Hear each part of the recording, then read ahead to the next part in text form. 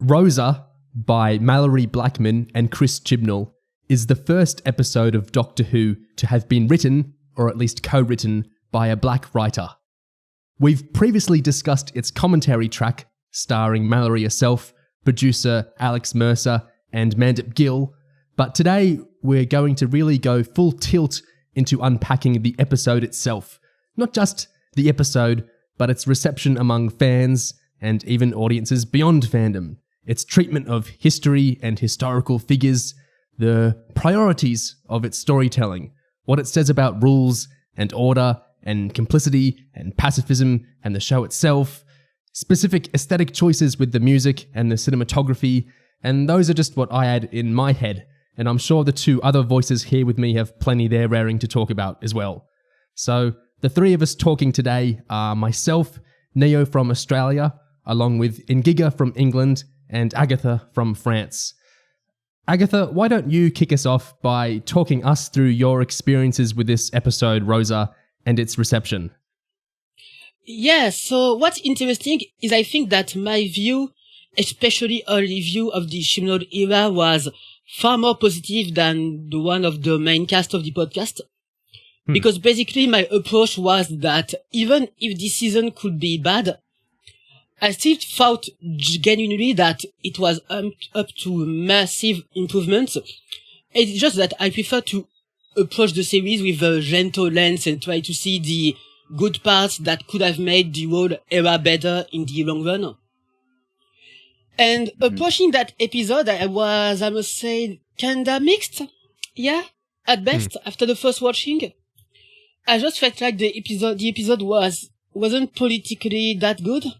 But at the same time, I was feeling like a lot of people liked how it had gone down in the end. So yeah, I was like, I'm mixed, but maybe that's just me. But and especially because I thought that it wouldn't be the biggest character piece on the race of the characters or even their development. But after that, and seeing how those issues are resolved within Resolution or even the further seasons, I have way more, how could I say it? I'm way more harsh with the episode right now, to be really concise and short. I think, as for me, I would say the moment after it aired, I would say mixed probably applied to me too. I mean, going in, I didn't have hugely high expectations for how it was going to handle the whole subject matter, partly just because it's Doctor Who, and I think whenever Doctor Who has tried in the past, to push beyond its usual remit, I think things tend to get a bit shaky and wobbly. But in the moments after it finished, I was just thinking, right, okay. And then going as the week went on, after rewatching it and seeing how everyone was reacting to it and actually looking a bit closer at it and really just being quite amazed by all the little small things that seemed to be off with the episode. It just turned into such a strange thing for me. And I guess I had this weird feeling where there were superficial aspects of the episode that actually seemed better than the previous two episodes. So the way that the companions were written a little bit, the way the Doctor was written in some ways. But on the whole, it was like this mind-breaking thing where I was like, hang on, what if this is like a competent Doctor Who episode, but I also find so much about it so reprehensible. Wait, do I actually like Doctor Who? Like, what's going on? This is crazy. So so that whole week, it was really quite a wild ride. It was a moment of staring into the abyss, really. But since then, I think now, after all these years, I'm able to just look back at it and laugh. Because I think a lot of what this episode does wrong is, with the benefit of hindsight, it's just kind of funny and incompetent and not really that serious, I'd say. Yeah, and I even argue that, in some way, it's kind of the pilot of Chibnall's ethical politics, I think. I really think that rewatching it, especially because I've just rewatched it this morning, I felt like you could see most of Chibnall's ideology around flux or even resolution in that episode, even his view of history, and a lot of things that make it really hard to watch again. Yeah, I think this was probably the first time in the era. I mean, obviously it was the third episode, but I think this was the first time that actually the politics of Chibhu came in a big way. And like you say, those politics continue through the rest of the era. And the previous two stories were just kind of bland, not really confrontational regards politics. But this one, it's like a huge dump of it all. All of it gets thrown at you at once. And yeah, it was like, it's the perfect expression of that whole approach to the status quo and history and how let's keep everything the same. The whole passive approach we get with the 13th Doctor is really laid out and solidified in this story to a really surprising degree. Yeah, and I think at that, and on that, I remember that watching it the first time, what really shocked me was the usage of the characters, where I felt like we'll have the occasion to talk about that in greater details following, but I felt that Ryan wasn't having that much of a spotlight within that episode, which quite concerned me at the time, because I was like, well, if Ryan isn't going to be like the main character of a fucking Rosa Parks episode, is he ever going to have any agency in the future? Or was it just a small mistake, or I don't know. And it's kind of the same for Yaz, I think. Yeah. The answer was no. Yeah. And I was really put off by how, the episode as a whole felt more like a short documentary on the really basis of the civil rights era, which could be a good model for a family show like Doctor Who, especially in an era where you want to go back to a more Tonerian style of adventures.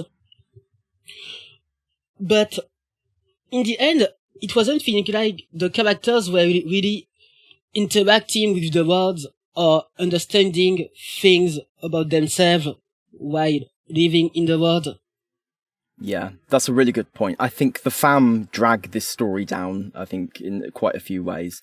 Not just the fact that Ryan gets so overlooked, but the way that 13 and the fam interact with things and even talk and behave during this story, there's a real cringe factor to it, I felt. Rewatching it for the first time in a while this week, I noticed there's something so intensely annoying about watching them go through this whole scenario being like, wow, Rosa Parks, whoa, oh, this is what I read on Wikipedia about her. When the subject matter is so serious, you know, it makes me want like 12 and Bill here instead.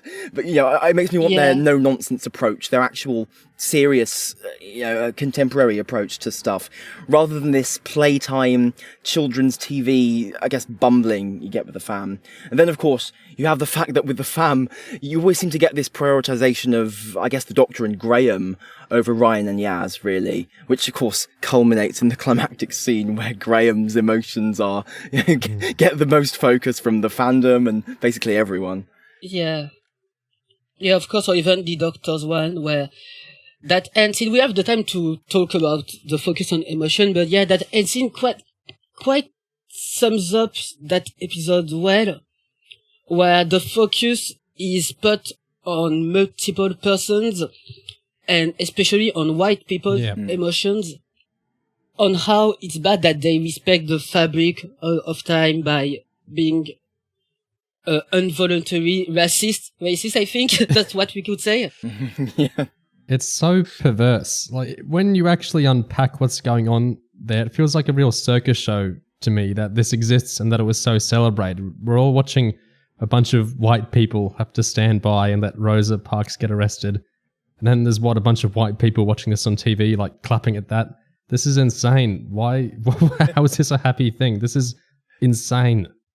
But what's really troubling to me is that while we're talking of the fam interactions with the world they're in, I really feel like, how could I say this really quick? That they're never really learning anything about the world or evolving. Yeah. They're mostly just trying to make some things fit at the right point, the right time. But there's never a point where they try to really understand how someone could live within that age, except Rosa, of course. There's never a point where you can see them confront their beliefs or even the way that the world worked. And at the same time, Rosa hasn't a lot of focus on her to make up for the fact that there isn't much secondary characters or parts of the world that they must understand or interact with. At best, it's always, that bus driver must be here, or we must talk to that guy that is going to fish because he's racist and we need the racist guy to be there at the right time. It's more like, I don't know if I'm really clear, but it's more like we need to have a strategy about making some characters move and not really anything that is motivated by emotions or beliefs. You're 100% right. That on the commentary, one of the producers, Alex Mercer, says it's a story about a bus, and then he corrects himself and he says, well, it's a story about people getting on and off a bus.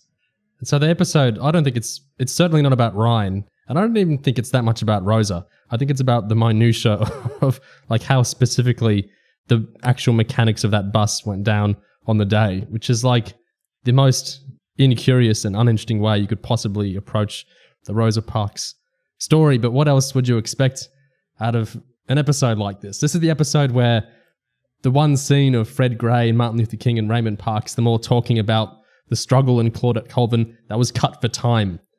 The producer says meekly on the commentary. So that gets cut for time. And look at everything else that gets kept in. It's just this, it's perverse. That's the word I keep coming back to. It's just this bizarre, horrible approach to history, this episode, I find. And Malorie Blackman always says it's about, they can't take away Rosa's agency in the story, is something she repeats a lot about the writing. But what's really left in what they made? Because is there that much agency in what left? It's just like it's trying to fit into this history textbook kind of paradigm of everything went specifically down this way, which is like the opposite of how history really works. It's this really clunky, awful, great man theory of history approach to everything. But it's not even really a great man theory in the end, is it? It's more about the actual minutiae. It's about the great bus schedule theory of history. It's just ridiculous. Yeah, the great irony of the agency thing is that in putting so much stress on, we must let Rosa keep her agency, we can't have the Doctor direct Rosa to do this or that or the other, they end up forgetting to give the entire rest of the community around Rosa any agency, because they depict the whole thing as well. If Rosa doesn't get on this exact bus with that exact driver, then the civil rights movement just won't happen. You know, the villain's whole plan in this story is just completely just put a halt to the entirety of the Black liberation movement by averting this one bus protest by this one woman. So the premise is that it will just not happen. It will just stop. So everyone around them, all the other people, all the other Black people in this community, in this country, will just never do anything unless Rosa has the strength to do her one act on this bus. So that's what it is. I think it is you erase the entire movement, the entire community, in favor of focusing on this one person, this one individual, who you can separate pretty much from her community. So it's a perfectly neoliberal way of looking at struggle. It's a way of repackaging it in a way that just gets rid of the context.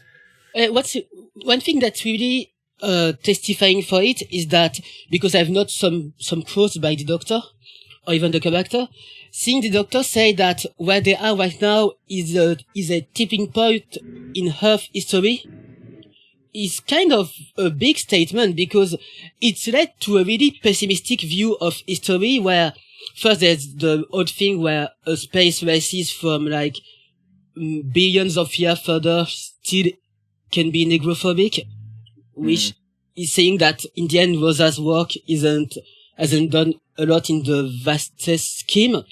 But even the way that they talk of the civil rights movement, you can notice that they say that it's led by Martin Luther King, and it's too off-puttingly close to some real depictions of the civil rights movement, that are just, there's Rosa that refused to sit down, and then there's Martin Luther King that does a great speech and everything is fine. And I just feel like it really coincides with the lack of agency that those characters have, where at best they are icons, symbols, but never something that is telling of the wider age that they are in, or of the wider people that they get to interact with. Or even the beginning of the story is really interesting, where we can see Rosa 12 years before get being tossed out of a bus. And so is it implying that what's shown here, that is a act of courage, of rebellion, wouldn't matter at all if she was dead some years after that? Good question. Yeah, because it really seems to indicate that only one specific action of Rosa has impact. Yeah. Especially with how they're repeating themselves at the end of how it took like 50 years for her to get recognized by the president. How even today Ryan he has problem with cops, but just he's like, don't worry, because now I can oppress you because I'm a cop too. And yeah, to me that episode kind of gave a really bleak and sad view of the world in the end. Absolutely. And something we're swirling around here is one of my most hated things about the reception of the episode is when people say stuff about its historical value or it's returning the show to its supposed educational remit of the Hartnell years or whatever, or it's educational, it's getting kids interested in history. No, it's not. It's actively disinterested in history. That's why they cut out the one scene that really said much to do with the civil rights movement at all. There's no interest in historical processes at all. What it's interested in is rote memorization of bus schedules and things like that. And it's interested in building these meaningless statues or asteroids or whatever have you of figures. There's no actual interest in history here. And it's actually got an incredibly malevolent view to history. If you want to actually unpack what's in the actual text, what's in the dialogue. I see a lot of people, when they get into these sorts of arguments about the politics of the episode, they might swat away people like us that are poking at it a bit by saying, hey, you're taking Krasko's side of things too seriously. Yeah, Krasko thinks tiny actions change the world, and Krasko thinks, oh, if parks won't be asked to stand, that your kind won't get up themselves. Krasko thinks that, but no one else thinks that. That's not really true. On one hand, on the commentary, Malorie Blackman talks a lot about loving the butterfly effect, and that's where so much of the story evolved out from her. And I think the story actually makes so much more sense when you stop looking at it as a history episode and you start looking at it as someone who really likes the butterfly effect sci-fi trope episode, because I think then the plot starts to make a lot more sense. But then the other key thing there is the Doctor condones Krasko, because she has that bit of dialogue where she says, tiny actions, that's what Krasko's doing. See, he's clever, I'll give him that. He knows. He's not planning on killing or destroying or breaking history. He's planning to nudge it just enough so that it doesn't happen. So the episode and the Doctor completely condone Krasko's insane anti-historical worldview there. They completely condone this bizarre ahistorical butterfly effect approach where what the entire civil rights movement just comes down to a freak occurrence of Rosa doing something on a certain day, and that's all it ever was. There's no material power, there's no material process. It's just this minutia. It's this rote memorization. It's this faux education. That's the worst way to teach history possible. There's no educational value to this episode, in my eyes, at all. I think there are two things that really go hand in hand here. One of which is the reductive portrayal of the civil rights movement. Like you said, Agatha, the way it's just, oh, Martin Luther King gave a speech and then everything was fine. I think there's that. And then there's also the whole thing that you get with that conversation between Ryan and Yaz, where Yaz is like, well, imagine where we'll be in another 50 years. Like, hey, in 2050, we have a black president. Maybe in 2100, the cops won't murder you anymore. The absolute just, the fetishism of incremental progress. I think it's so tied in to this idea that progress just happens and the present is the best of all possible worlds and everything happened and everything was solved and everything is nice. I think all of this is part of this completely frozen solid brick wall simplified version of history that is just very comfortable for white people, but also just very comfortable for centrists, liberals and what have you, people who don't want to actually invest emotionally or intellectually in the idea of struggle as a thing that needs to happen and needs to keep happening. They just want everything to be fine and just to passively sit around and wait for more progress to happen eventually. And they can only do that because it doesn't actually matter to them. They're not the ones at the end, at the barrel of the gun. They're not the ones with the knife pointed at them. They're not the ones, who are going to suffer. That's why they can write stuff like this and think stuff like this. Yeah, and on the point of Obama, I think that one really important thing has to be said about that dialogue that is already really bad, let's be honest. But what what makes it even worse, in my opinion, is that it's the first season of Doctor Who that was airing after Trump's elections. And I really feel like it's at that precise moment where you can't go for the trope of, yeah, but in the future we'll have a black man president, so racism isn't that bad, because there we had Trump, and the season 10 wasn't able to really make an episode around that notion or respond to it. And if the show is really telling us that, and the problem is that after that, the show is showing us Robertson, that is clearly a Trump parody, in the episode right after. It really goes on my view that era, or that this season vision of time, of progress, is really a pessimistic one. Because on Arachnids, and even on Revolution of the Dalek, more precisely, what are the characters doing? They are just sitting around waiting for Robertson to go out. No one tries to make him go out, or even understand how he can become president in that world. And it's even weirder because the series never tells explicitly that Trump was elected. So it really ends up even more as bleak seeing this, I think. That's interesting. I think something connected to that, also with the episode's politics, and this goes over the whole Chibnall and Jodie era, is the obsession with semantics and the obsession with the rule of law. Like, we've got little micro episodes in the example. Pack it in, you're not Banksy, don't write on the wall. Then you've also got lots of the smarmy, oh, I don't recognize anybody by that description moments, like when the cop is, saying aggressive terms against Ryan and Yaz, and the doctor's saying, well, there's no one like that in here because my friends are great, or that sort of thing. There's lots of little, tiny examples of that in the episode, but there's also big examples of that, like where the doctor's getting angry at Krasko specifically because of ways he's violated, certain letters of the law and things like that. So much of this episode and the whole era is about you can't break the rules. Gig, you probably can recall more of those moments better than me. Can you think of any other big 13th Doctor moments like that, where it's specifically about the letter of the law cannot be broken? I believe there's something like that in Ranskorav Kolos later on in this series. I think one of the reasons she gets mad at Tim Shaw is that he's, violating laws of the universe. And, he's so annoying because he's slaughtered the populations of multiple planets. I think, on the whole, 13, she's a real stickler for the rules. The rules are rules. One more thing. Regarding this episode, I think it seems to have kind of a fetish for presidents and just like authority figures in some ways. Because even though you have that nasty cop in this story, of course, you've also got Yaz, going on, I can be a police officer now because Rosa Parks opened the possibility for me. And in the end of the episode, you've got that montage where, hey, Rosa met President Clinton. Wow, presidents, so cool. And it just strikes me that through all of this, you've got the logics of a society that is still heavily white supremacist are being allowed to inform the whole framing of anti-racist struggle. So it's just, we're looking at this like anti-racist struggle through the lens of all these institutions of American society, also just like capitalist society generally, which are still just, heavily based on and founded in racism. And so what you get is just this is completely, like, I guess, neutered version of anti-racist struggle that is just still subordinate to authority figures and can't even dream of actually resisting them or rebelling against them. And the entire core of the episode is we can't break the time rules. Like, everything needs to go the exact way it went. There's Mallory's butterfly effect stuff. We the white people, need to stand sad in the Rosa bust because that's the timey-wimey rules need to be upheld.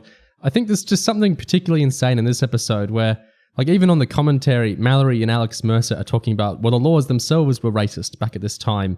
Yeah, they were. Like, the laws aren't some inseparable thing. They don't exist in a vacuum. The laws aren't just the deifying of law, I think, in this era and in this episode, it just makes very little sense to do with anything. It's just this completely disconnected view of history. And I think it's very inappropriate as well for a story set in this sort of time. Like, for a story set in this period where, so much was starting to change and get rebelled against, is preserving the minutiae of times and schedules and dates really inappropriate or interesting way to go about any of it. It's like it's all this focus on law, and the ending is being complicit in the time law to be racist for the greater good of the world. This is a truly deranged, insane piece of television, I think. there are two scenes in the episode where I feel a hint of what could have been is suggested, where the episode maybe the cringe lets up a little bit and the characters may be allowed to feel a little more like they're in the kind of story they should be in.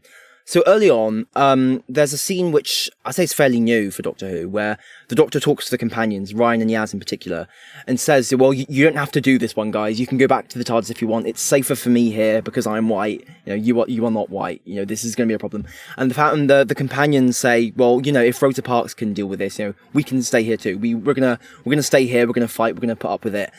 Because for the sake of whatever it is we need to do.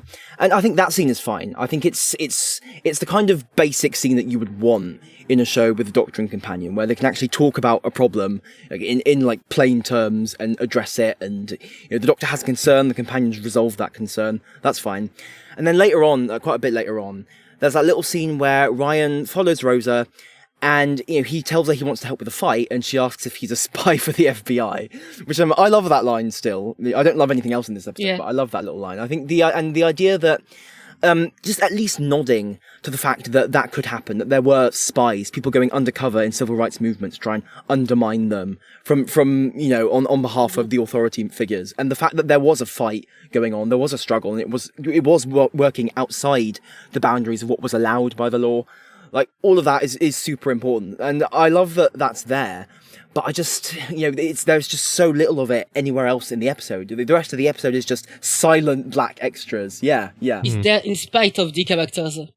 We were talking about how this episode was framed as an historical. And I felt like one of the characters that was the most usable to describe this was Ryan.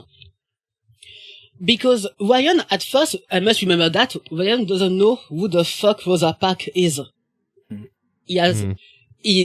At first, he doesn't remember what she's known for. And even Graham and Yaz are like, come on, you can't do that. And I felt like that scene was really interesting because here we could feel like the division between Ryan as a black comic relief. So, like, if we are in a historical, Ryan must be the one that doesn't know who the historical person is, so that everyone can mock him and then explain who she is. But at the same time, in that episode, it's like the worst historical character that Ryan couldn't be aware of. At first, it's even like, who isn't aware of who she is? But then, even worse, is like, Ryan, most of all this crew should be the last person to not be aware of who Rosa is. And at first I thought that it was going to present an arc for Ryan within that episode, like Pearl in Thin Ice, where Pearl realizes that there is a lot more colored people in London that she thought there was. And even if that's not a lot, there was still something. I thought that Rosa could be an episode about all of those small character pieces, but pushed to the extreme. Like, Ryan isn't really aware of racism dynamics today, but by seeing Rosa, talking with her, or talking with even just black people that were living in that time without being famous, he would gain some character development. But after that, he's saying that the police is really hard with him and is way more radical concerning the anti-racism politics than Yaz. And the emotional climax isn't made for him nor Yaz. So I felt like that Ryan's place within that story was really a good indicator of how the show was made at the time, how it approached its characters. At the same time, I think that it displays really well how there's like a point that you can't pass with that model.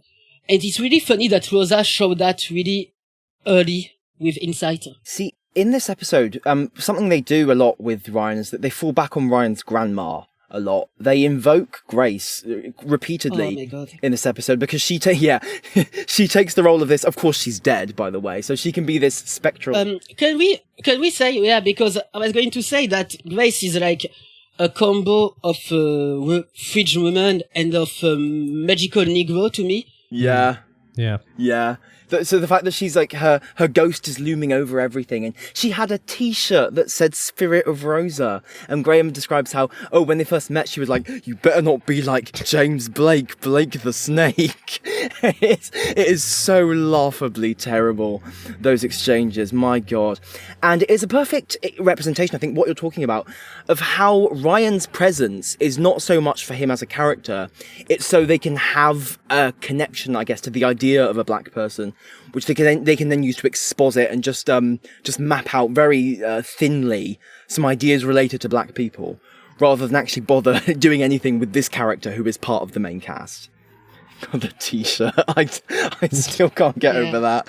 Man, what were they thinking, man?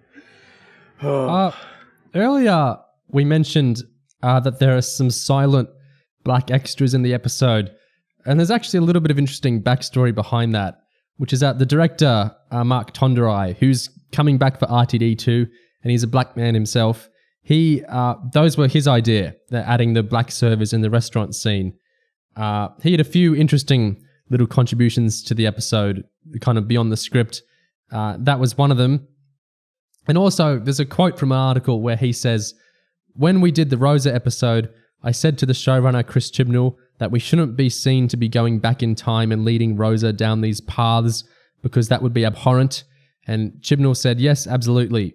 Chibnall's a lovely man with a big heart and he really took things on board. There's a bit at the end where the Doctor shows everyone the asteroid named after Rosa. Originally, there was going to be a JFK and a Gandhi one too. And I said to Chris, with all respect, those other people are important, but they don't hold a candle to Rosa Parks for black people. And what I loved was Chris went, okay, cool.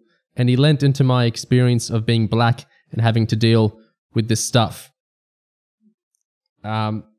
What's also kind of weird is on the commentary, Malorie kind of claims all the asteroid stuff, including originally discovering there were other ones that she was thinking about putting in there. So I don't know the full story there.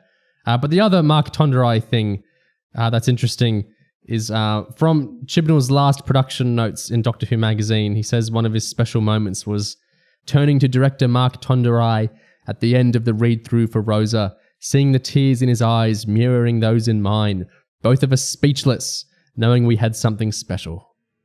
Okay, so two things about that anecdote. One thing is that I think the fact that both of them were crying kind of, I think there's a level of expectations to set from that. I think the fact that both Chib and the director were crying. I think we should, it's important not to be sucked in by tears. I think if you remember The Witch is Familiar, one of my favourite moments in that episode is where Davros tears up on the news that the Doctor has recovered his home planet, because that kind of thing actually really appeals to Davros's Nazi sensibility. So I think it's just a reminder that we all create our own meaning, and something that's incredibly profound to some people might actually feel incredibly hollow to other people. So just myself. So I think with that whole thing, I mean, this is an episode that black people contributed to. Like, that is an obvious fact. The co-writer is black. And I think and without wanting to dunk on them or anything, I think it's like when you have an approach to a political story like this that is so centrist in so many ways, I think what it is that you get there are lots of black people, black kind of perspectives in the country, black creatives, who kind of have a sort of a liberal kind of centrist way of looking at things. And I don't want to be mean and say that this is an internalized white way of looking at the world, but I do kind of think that that's what it is. So I think basically the main thing that's important is that there is a huge diversity of black perspectives. So you can't just point to like a deep, profound reaction that like a black creative on this episode had, or even a black viewer had to this episode, and go, well, that's an excuse for everything the episode does. That means it's fine. Because equally, there will be black people, like myself and Agatha, who do not vibe with the things this episode is doing at all. Okay, sorry, a bit of a rant there. But yeah. At best, I would say that it's really basic, not first draft that should be reworked completely. So, but yeah, that's also the problem with that era as a whole, where you kind of cringing, because even where there's some identity politics problems, none of the persons involved within the creative process seem to really have been hard on Chibnall or felt bad or told him that they felt bad around this. So it's really hard to not come out as insensitive if you're just starting to say that it's not a reason that because one queer person or one black person validates your idea on a representation politic thing, that thing is good, I think. It reminds me of that anecdote that Chibnall gave, I think, in a recent interview, where he was pitching this episode to his writer's room in Series 11, and he described it as Rosa Parks, but speed. Speed as in the film with, the bus that's going out of control, the very famous film about a bus. And he describes the sort of the confused reactions of the people in the room to that. And I think that's maybe, obviously I wasn't there, I wasn't a fly on the wall in that interaction, but it sounds like a perfect example of what you're talking about. This idea of maybe people could have pushed back against Chibnall and his strange ideas a bit more. Because what he said there, Rosa Parks but speed, even if that's not exactly how he phrased it, what it is right then and there, we already have this appalling level of focus on the bus. The bus as the most important aspect of the story, the iconography, the toy almost, rather than the people in the story. And just that, the fact that that was the seed of the whole approach, it's like the rotten nucleus of the whole episode that results. And I think, in a lot of senses, I don't know how much Chib could really be trusted to do all of these oppression-based historicals in 1 year. So you've got Rosa, you've got the Witchfinders, and then you've got, of course, Demons of the Punjab, which he, thank God, let Vinay Patel take the lead on. But yeah, it's just, I really wonder, his whole project with Series 11 seemed to be to do these specific topics during this series, to get them covered, get them looked at. But was he actually... It reminds me of something Neo sometimes asks a lot when we look at stuff. It's like, are you the right person to say this? Why are we asking you for this? Why do we want to hear from you about this? Can you actually be trusted to actually manage and handle all of these in the space of one series? Especially how uneven the rest of the show currently is, how uneven the ensemble main cast is, and the way that frequently makes a mess of the episodes. It just makes me feel like there wasn't a strong enough foundation to really attack the kind of things they were trying to attack that year. And in Chibnall's words, like Rosa Parks, partition was one of the stories I knew I wanted to tell when I came into the job. So there was the idea before the idea. Yeah, it kind of reminds me of that asteroid thing, and how Tonderai described how in the original script or whatever, there were multiple asteroids representing famous figures. So you've got JFK, Gandhi, and then Rosa Parks. It's that way of just collecting history as a sequence of key moments or key figures, and just looking at them, I mean, literally like rocks, almost ornaments, like those asteroids we see at the end. Just those things just gather together because they're the most famous, rather than because we actually have a real understanding or curiosity about what those things mean or where they came from. It's just abstracting them from their context. Yeah, I feel like they did all these stories early to be like, hey, we have done this, now you can say that we haven't done it, and then we can do whatever we like. As if they need to fill out the agenda, witch hunting, check, racism, check, racism 2, check, and then we don't have to address this at all at any moment later. Yeah, as soon as that was out the way, we just did Spyfall with the Nazi thing and the Master and the Doctor throwing into the concentration camp. So it's like, okay, we cleared out racism, now we can start doing it ourselves. Yeah. But yeah, also, Grace's place in that episode is, but Grace's character, when we look at it backwards, with insight, is really similar to Rough Doctors.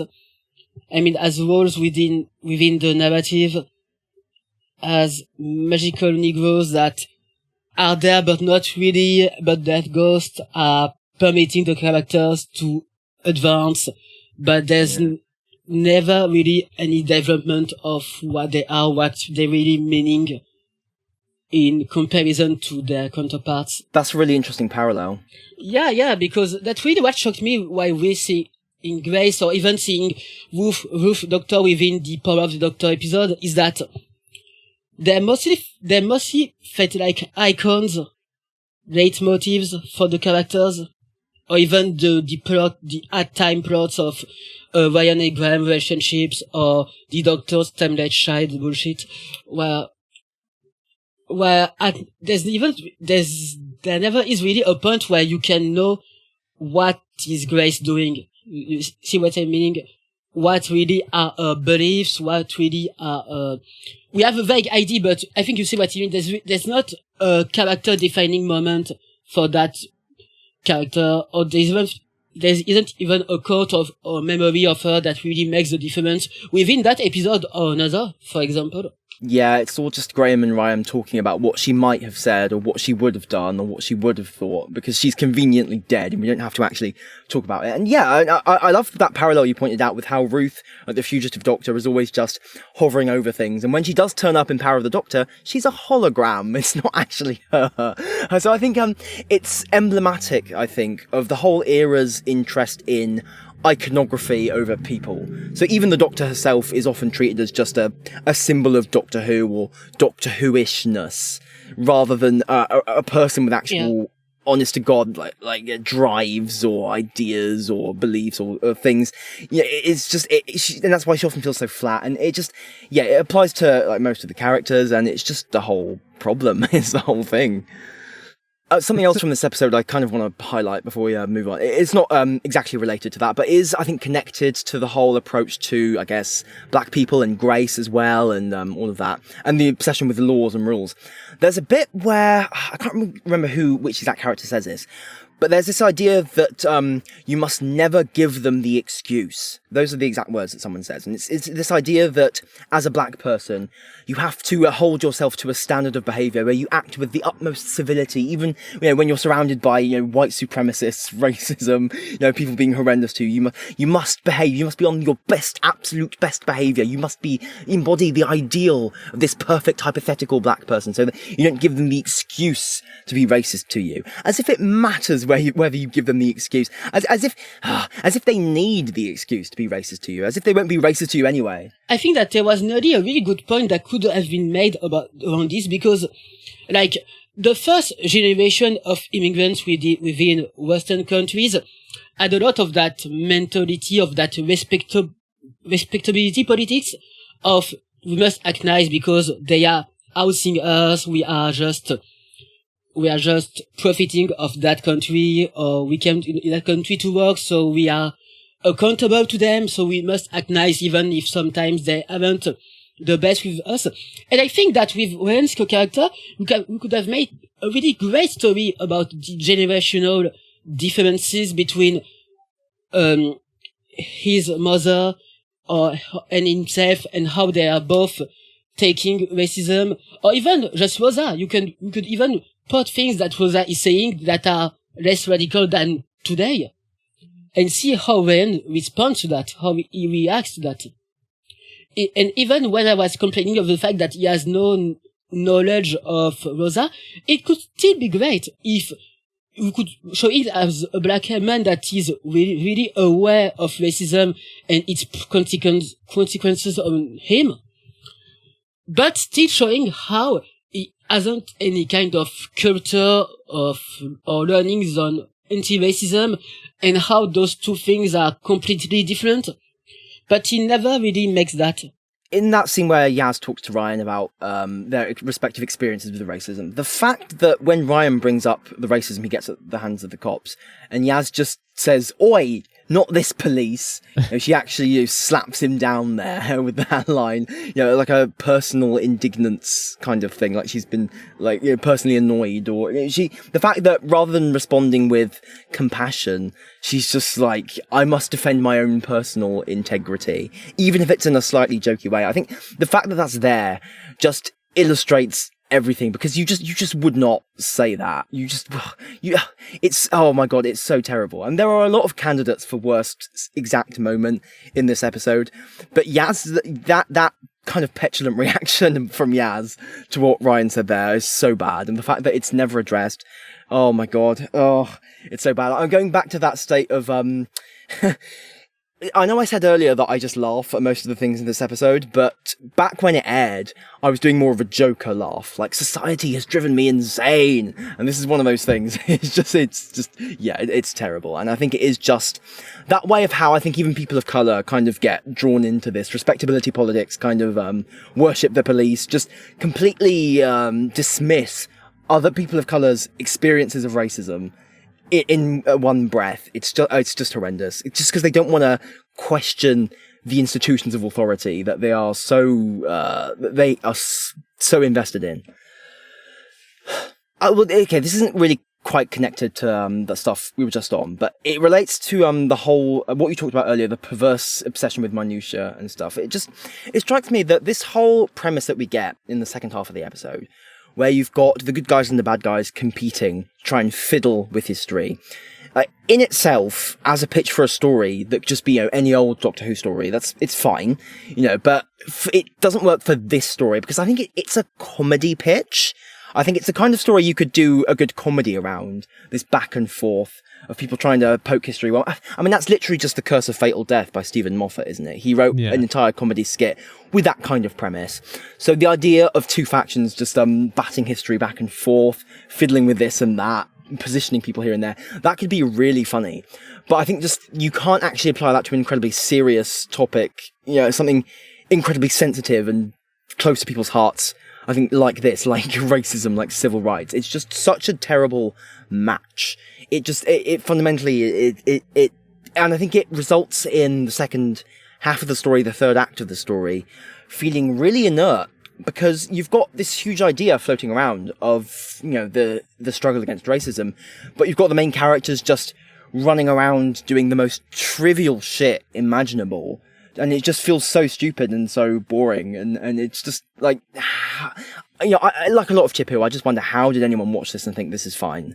Because it's just comical. On that note of how did anyone watch this and think this was fine, I know you and I, Gig, have complained about this moment a lot, but it's not in the actual episode really, so maybe it's passed by some people's radars.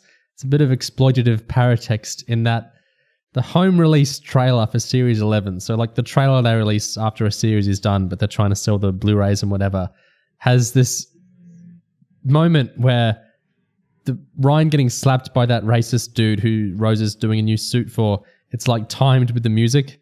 So it's like an epic pow, moment that's like in time with the music. You know how trailers like to cut, the sound effects in time with like the beat or whatever? You have one of those exciting, sound effects, musical moments for Ryan getting slapped by a racist dude in Alabama. It's just the most, it's another one of those perverse things. Like, why? Who cut that trailer? Why did they think that was okay? How did that get released? It's just, you can't slap a guy. How can you have a black companion getting slapped and just make that like a fun bit of your musical montage? It's insane. Yeah. Yeah, along with the pating and all the sniper bots. Just a big montage. And also racism. I think it's that sense of a spectacle, like racism as a spectacle, like black suffering as white spectacle, I guess, if you like. And I guess also on the vein of how did this get made, I think, should we talk about the soundtrack a little bit? That's just what I want to talk about. Because some of the music cues. Yeah, was that what you wanted to move on to? Yeah, I wanted to talk about that. That's perfect. I think Sagan's done some great work in some episodes. Like in this series, I think his work in It Takes You Away is really good. I think like that's fabulous. But in this episode, I think he drags down an episode that was already pretty low. It's the trumpet is like, it's like it sounds like somebody who hates the West Wing is trying to parody the West Wing. Like it's this almost aggressively American patriotism, shining city on the hill. Just it makes everything so much worse in the episode. There's so many little things about the episode where I think if you haven't seen it in a while, you start forgiving it because you forget how things actually went down. That's what I was talking about earlier when people are saying like, oh, well, Krasko believes all these racist things, but the episode doesn't and 13 doesn't, but yeah, she does. Like if you go and rewatch the episode, she has a whole dialogue where she condones his view of history. I think the music is another thing people forget. Every time Rosa like walks onto a scene, there's this awful non-diegetic braying of this is important and this is American history. But we hear like this awful trumpet blaring that away. I think it's very dehumanizing. Like, this episode is so disinterested in Rosa Parks as a person, for all that Malorie vaunts about her agency. And I think the trumpet just makes her feel like like when Lego like have historical figures, or there's like vinyl pop dolls of like historical figures. That's what she feels like to me when this music underscores her. It's like there's no humanity here. There's just this awful soundtrack of, we've got the Clinton's going to shake her hand one day. You know, this is the magnificent, important, great woman of history. She's right here.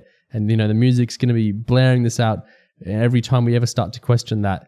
And I think the pop song at the end where she, you know, revolts against the bus driver, I don't think that's that interesting one way or the other. I think it's the awful, blaring, braying trumpet that really gets my goat up about the whole episode. It sounds shrill, it sounds awful, and it makes her feel like a caricature of like, this is our historical PSA episode, I think. I really, really dislike that.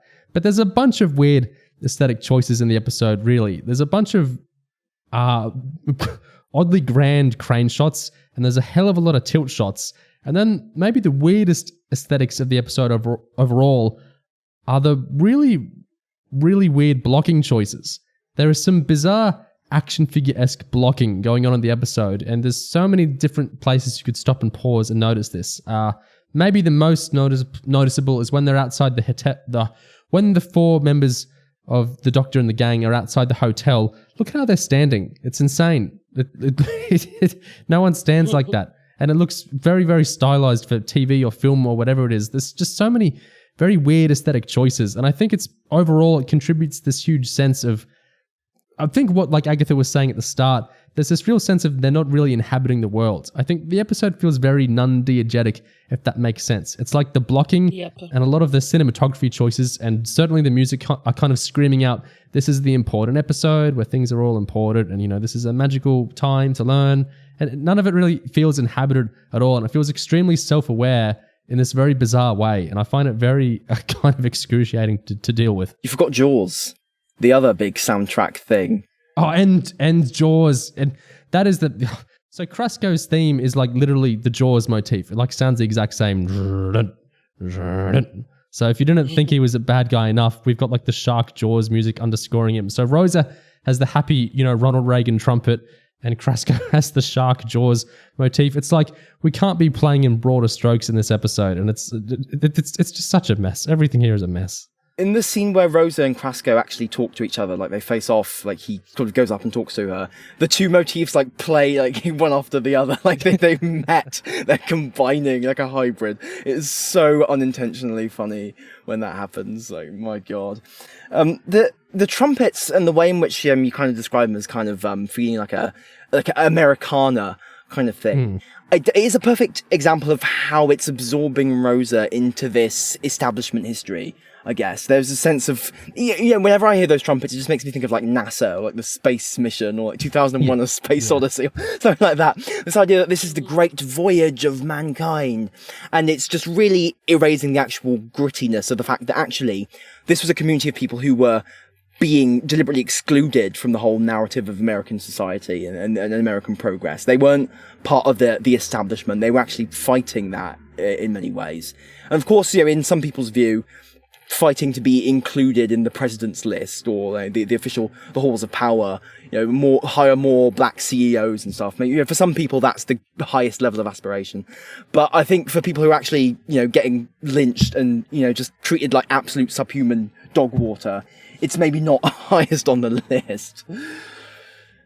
And also, speaking of music, because I don't feel like anyone spoken of it, what about the end credits? The music by End of Day, Rise Up. What I found interesting, kind of, is the lyrics, because there again, I feel like the lyrics really are close to my view of Chibnall's way of showing us history and time as something that is really depressive, and that we can't really change. We can accept it, try to fight in spite of it, but we can't really do anything real.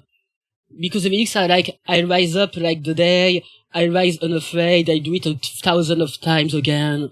If it's ever hard to breathe, I move mountains, I do it again, I rise again and again and again. And it really adds even more depression to the ending, to the whole message, I think. I think another thing about the lyrics that makes it a perfect choice of pop song is the fact that it's so focused on just the act of one individual person rising up. You know, it's all about, I do this, I do that, I will do this by myself. You know, I withstand everything. I am the noble individual. It's like the perfect, I guess, centrist anthem of resistance. There's the struggle of personal beauty and personal resilience, rather than any sense of connecting or supporting others, being supported. It's a perfect example of a safe pop song that doesn't actually allude to anything that's a bit too dangerous or risky or community led. So yeah. Just thinking of it, because no one of you have anything to say about Krasko, because I realize that we haven't really talked of him that deeply. We just kind of got through him but at the same time, there isn't a lot of things to be said about the character, I think. Yeah, I agree. I mean, he is almost thin by design. I guess the most interesting thing about him is the fact that they set up the fact that he served a stint in prison for murdering loads and loads and loads of people, but then they also just let him out on good behaviour or whatever, and he's straight back on his bullshit. He's doing it again, doing something even more. He's not murdering people this time because of that chip they put in his brain, and of course, Chip, who really loves its brain implants, doesn't it? Yeah. Here's a thing to go in your ear. Anyway. Oh god, even the power of the Doctor, you've got the hologram implants. God. Yeah. Yeah, but one point that I found really weird now that we speak of it is that you have an evil character that can't use violence by himself. And he asserts that he has made a lot of useful connections that allowed him to get out of jail quicker, have a vortex manipulator, anything. You are in a time where, at the first minute of the episode, Rosa speaks of Emmett Till that got killed for no reasons, or even of how Ryan could be lynched for really nothing. And I found it really interesting that in what should be an historical episode, you can write something like the bad guy tries to make a lynching of Rosa, which would seem like a more natural occurrence of action to give him. Even if people can say that it is a hard subject, the problem is that by choosing to do an episode on Rosa, you're choosing a hard subject. So at the end of the day, I really feel like, and it's something that I used to say about a lot of Chibnall's later episodes, that we couldn't really have had anything better with the current format that the show had. That version of the show of this episode genuinely is one of the best that we could have had at this precise moment, in those precise circumstances.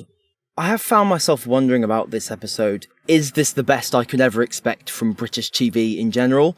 And I would say the answer is, actually, it probably isn't, but Doctor Who, that's another matter, because it might be the best, unfortunately, we might have expected from Doctor Who, at least at that point. Just because I think the whole vibes around Doctor Who, I think, have just been so cuddly and twee and often kind of white dominated and very just a lot of sort of fingers and ears regarding the difficult stuff. And in one sense, Chib wanting to maybe hack away at that a little bit by doing stories about the dark stuff, the harsher realities. I think, in one sense that is an admirable goal. But of course, the inevitable result is that the episodes themselves often just kind of dance around anything real. So it's just really frustrating. I think it's like, the reason I think it's Doctor Who as distinct from the rest of British TV is that I'm not sure if it's because Doctor Who is like a sci-fi nerdy type thing, or if it's because it's vaunted as a British institution, like, the monarchy or James Bond or cups of tea or stuff like that. But there seems to be something very kind of narrow-minded, like myopic, kind of almost exclusive about it as regards to, I guess, points of view. It just seems Doctor Who seems to be locked into the point of view, the kind of point of view shared by this kind of episode, where everything is just as just sort of safe and harmless and simple as possible. And I guess like progress is just kind of taken for granted. It's one of those things. With Krasko, don't you think it's weird that, like, the Doctor calls him out as, oh, you're so violent and evil and everything, but she never calls out, like, your racial theories are incredibly crackpot, especially for someone with the future. Like, you look at people these days and you see someone try and, like, analyze race from, you know, a culture centuries old now or 1,000 years old, and it's almost incomprehensible because of all, you know, the modern projections they're reading into it, and it's just so hard to, you know, leap across time and make any sort of connection with how differently people used to think and everything like that. So that's so difficult, you know, these days alone, even by people who aren't, you know, murderous racists like Krasko, but who are making a genuine effort just because things have changed so much. And it's very difficult to inhabit how people thought differently over time. And then we go into the future with Krasko, and he's never really framed as like, oh, he's just this crazy type of guy who's believing in this incredibly fringe. He's like he's found the far future equivalent of Stormfront or something, and he's glommed onto all these ancient racist theories, and this is, you know, how he's driving everything now. He's never really described like that. It's just like there is like straightforward white supremacy in the future, and there's straightforward white supremacists that want to come back in time and just straightforwardly like stop black people from, you know, having the civil rights movement. That is really depressing, I think. The idea of like, I hate a lot of the end of history stuff in this episode, but we can at least have the idea of history transmutes and history changes, and at least racism in the future will be a different sort of racism than it is today. But the idea is, no, there'll be straightforward white supremacy far in the future in Krasko's time, and they're still going to want to come back, and they're still going to want to, you know, hate and do all these awful things to black people in the same way. That's a really kind of awful vision, I think. And it's just kind of this unstoppable kind of version of, you know, present day racism is going to fling far forward into the future and never ever stop. I find that really a really defeating and depressing kind of view. Yeah, it's like the polar inverse of the end of history thing, where rather it's like going too far in the opposite direction, because it's taken white supremacy as a thing that exists and treated it like a constant, like an eternal, unchanging constant. So this is actually like no history at all now. Like, there are no actual distinctions between time periods left. You know, everything is just a big mishmash, and nothing actually will ever really change or be different. I think when you take something out of its historical context like that and treat it like a floating constant that's not affected by time or reality or circumstance, you make it, I mean, you dehistoricize it, you make it abstract, you make it a thing that is completely unbound from any kind of context, that doesn't actually come from anywhere or go anywhere or serve any purpose.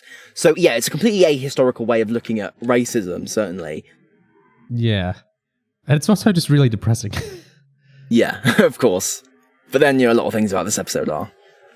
Yeah, that's what we've talked at the beginning of the podcast, that it really gives away a way more depressing image that the episode surely is aware of.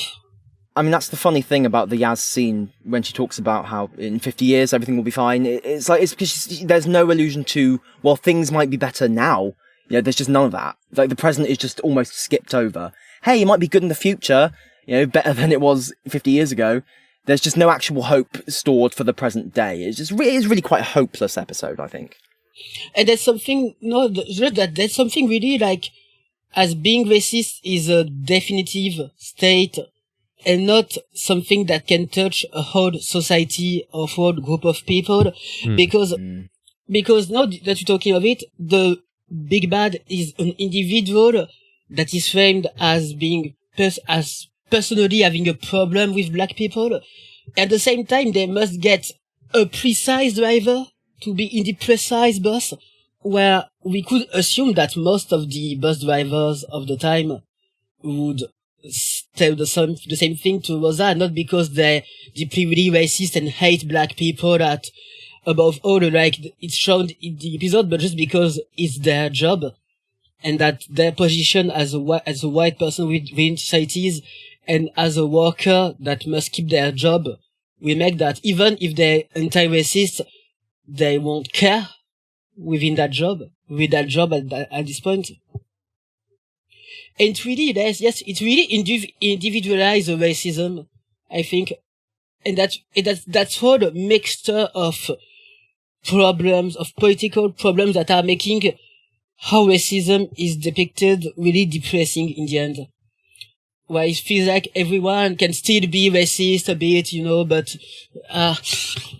That line, James Blake the Snake, I think is a perfect example of what you're talking about, because it's this idea that, well, this one driver was just so specially racist compared to all the other bus drivers that his name will live forever in history as the really racist bus driver, a stain on all bus drivers everywhere throughout history, just because he was so exceptionally racist compared to, the whole, and it's just a perfect example of taking the focus away from the racist society and just specifying individuals who can be pointed to as the bad apples and, thrown out, and we can just carry on as we are with the rest of the thing and not actually look deeper at the underlying questions. And that's the thing, it's just incuriosity on the whole. It's incuriosity as an ethos.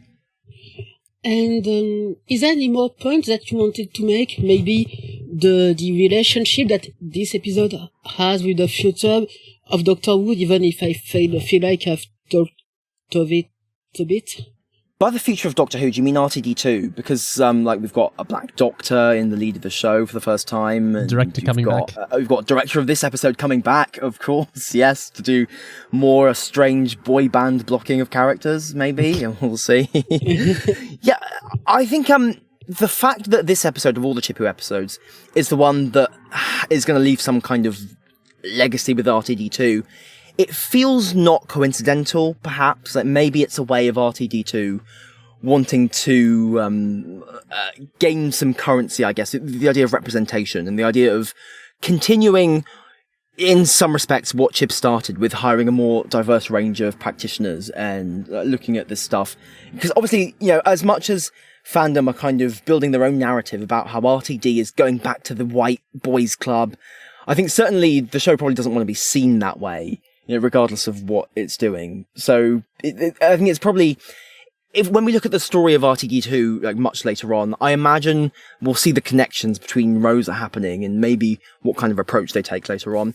But I would certainly hope that bringing a Black Doctor on affects the vibe of the show enough that we can actually have a less white-centric feel to the whole proceedings, like we get with this episode with Rosa and the whole Graham stuff at the climax. Now every fan was just like, oh my god, I cried so much at Graham. Poor Graham in that last scene.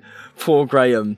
Could you tell us more about the public reception of the episode? Because I must admit that I hasn't made myself really aware of the takes around that episode at the time, or even today within the fandom. Well, I think the thing is, because it is Doctor Who, and because it's this British thing, this sci-fi thing, and this thing where the fandom is heavily, dominated by white people, I think a lot of the takes that you get immediately afterwards, not all of them, this is not to generalize all of them, but I think certainly a lot of the takes immediately after the episode came out were just kind of fairly uncritical. Like, this is a really uncompromising, brave episode on racism, discrimination. This is not the year to attack this. It was one memorable tweet someone made. Oh my god! And I think it's just a sense of giving it a pass for any of the small quibbles people might have had, just because it was so important for Doctor Who to finally do racism. And I think it involved a lot of people maybe overlooking the kind of problems that we've discussed here, that we picked up on immediately. But also, I think generally the way that the episode is structured, it really worked on a lot of people. I think, especially the stuff with Graham. If you went on the Reddit comments regarding this episode, for example, at the time, there was just so much stuff about people talking about how amazing Bradley Walsh was as Graham in this episode. How moving that scene was at the end, where he said he didn't want to be part of this, and the arrest, and how sad he looked. Oh, so sad, poor Graham. and really, not just that, but the fact that none of them thought or realised for even a minute, they couldn't hear how insane that sounded, to be waxing lyrical about Graham in the scene of Rosa getting arrested. As if that has anything to do with it. And seriously, how Graham feels in that scene is so far beyond the point, because he is not the one suffering here. He is just, he is experiencing discomfort which is hypocritical, if anything, because he's helped set this whole thing up. He even got the bus, right? He helped do all of this. He just doesn't want to be standing there and watching it, happen, right? So it's really quite trivial and petty kind of discomfort he's experiencing.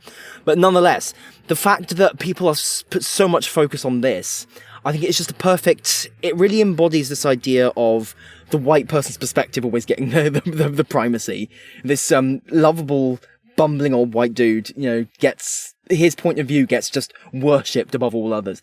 And the scene plays into that, I think, because even the way that it's edited and structured, there just seems to be more focus on the reactions of the Doctor and Graham and than really on, Yaz or Ryan, much of anything, to be honest. So it just seems to be really feeding into this whole thing of the most important emotional crux of the episode is the white person watching it all happen. It's almost like an audience self-insert thing, isn't it? Maybe that's why it worked so well for so many people, because people could feel they were in Graham's shoes at that moment. Wow, this is so profound watching this happen. So sad. And just immediately not actually think about it, or address or interrogate that reaction, or anything like that. Because the characters don't. In the end, the next scene, they're back in the TARDIS like none of it ever happened. So really, it's just the most superficial kind of engagement. And to be honest, even to this day, I don't think there's really much in the way of critical writing about this episode that actually digs deep into the kind of stuff that we've talked about. And you know why that is. Yeah, exactly. Yeah, I know more or less why that is, yes. But I wrote a blog post about it the week after it aired. And for a long time, I think that must be still one of the only pieces of writing that actually kind of, I guess, goes after all the insane shit in this episode. I think more people have maybe come to appreciate the problems over time. But certainly, right after it aired, I think there was just a long period of almost silence from people. People not really feeling comfortable to actually address these things or notice them, even. So I think it was very frustrating being in fandom at that time. Yeah. Just almost feeling like I was the insane one. How are people not seeing this? This is crazy. Yeah. People just uncritically eating up all this slop. And especially because I remember that myself wasn't too keen on criticizing the Chibnall era at the beginning, because at the time I was genuinely believing that it could be at least a good era, and that people were really too harsh with it.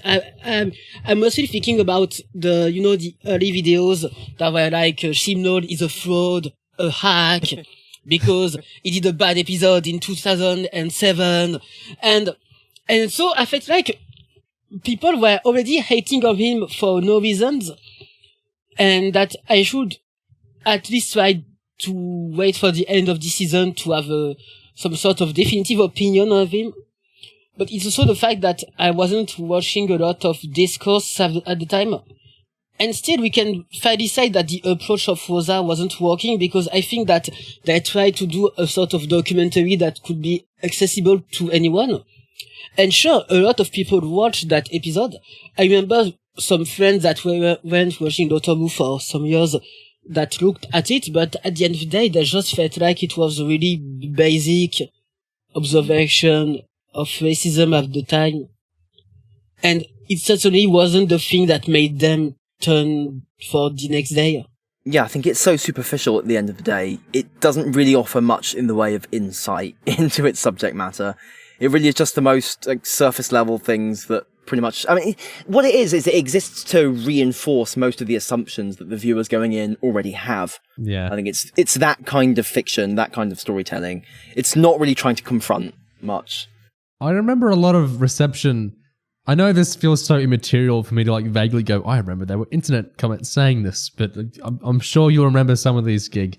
When the episode came out, and also later on, when we got more episodes where people started railing against, the show is so political now or whatever, Orphan 55 and, whatever have you. There are a lot of comments about Rosa, which are kind of quote unquote, even I, being a racist, can appreciate Rosa and what it was trying to do. Yeah. And I think that says so much about the episode. Yes, I think quite a lot of people, well, certainly a few people who would otherwise really complain about Doctor Who being woke and SJW and preachy and too political.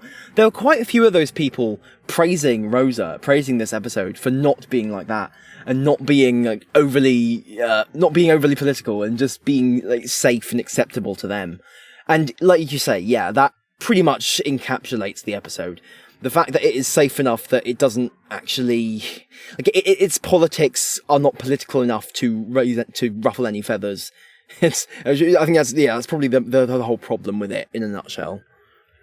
The episode reminds me of like a dead museum, I think. Just the way that it has these exhibits, like Martin Luther King just stood there, like not really espousing anything that he thinks about or believes, just a thing to be remarked on. Yeah, to me it was more like a dead theme park. Yeah. Yes, it's like a theme park version of history. It's that exact kind of thing. Yeah, because to me a museum would try to respect or conserve aspects of the history it's supposed to depict. Where more felt like, Ryan being like, oh my god, Martin Luther King, oh my god, Rosa. And the fact that they aren't really learning anything from watching that state of history, which to me felt more like a theme park. Yeah, you're right. A theme park is a better comparison. Like that's a very good point. I think it is exactly like that. It's like a theme park, but also I think a kind of a dead theme park, like one where no one's actually visiting anymore and none of the attractions are actually working. Yeah, it's just something like that. It feels very desolate in many ways, and I just think it's tiresome. Whenever I think about it, I often associate it in my mind with something like the Big Finish audio, The Light at the End by Nicholas Briggs, which has this big ambitious premise, but just does a really boring runaround. And now I'm just thinking of Rosa like The Light at the End of the Bus, because that's what it is. It's just obsessed with the bus. Well, there's someone who can encapsulate a lot of what I was saying better than I can about a lot of how this episode treats history. And so just to pull out a quote I've pulled before, during the lifetime of great revolutionaries, the oppressing classes constantly hounded them, received their theories with the most savage malice, the most furious hatred, and the most unscrupulous campaigns of lies and slander.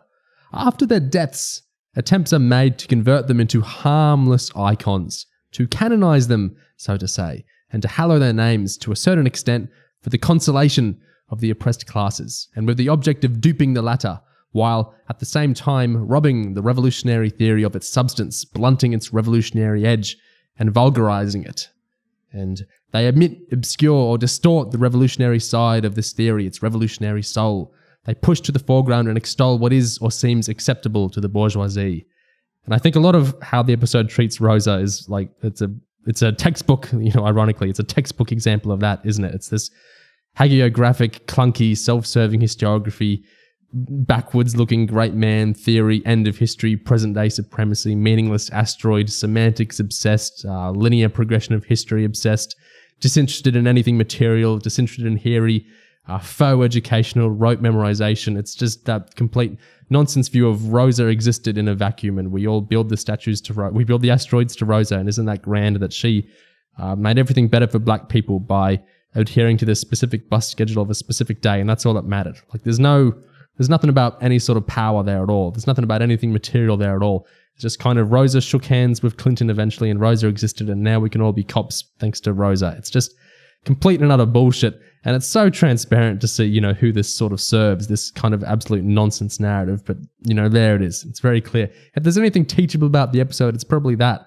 Look at how it distorts and perverses history into its own ends. And I don't think Malorie or Chibnall was seeking out to do anything malevolent like that, but it's absolutely what they reproduced out of the society they were working in. And it's just pretty repugnant to me. So in the way, the episode is a perfect lesson about racism, just not in the way it intended. Yeah, well said. I guess I just feel like it's always going to be a disappointing reminder, like a disappointing mark, that the first time the show really engaged with racism, it was like this, and it turned out like this.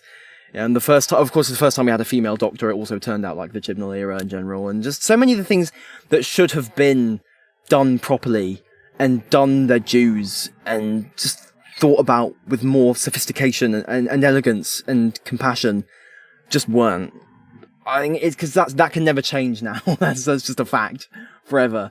Doctor Who stumbled into these things head over heels, kind of face over, like whatever, in just the most bizarre, strange, botched way I think it could possibly have done. It could realistically have done. But I think it is also a perfect indictment, I guess, of just how the British media and kind of the British creative industries kind of approach this kind of thing, approach these kind of politics and these kind of ideas. I think it is a damning sign of how far there still is to go, I think, before, this kind of story can be told in a way that honours the actual reality in a format like this. And that's basically all that I have to add there. Yeah, I think that you've summed it up quite a well to hand. Yeah, and that sums up what myself and Ingiga and Agatha had to say about Rosa today. What do you listeners think about Rosa, or any of the things us three had to say about Rosa today? Do let us know. And as always, thank you very much for listening in. Cheers.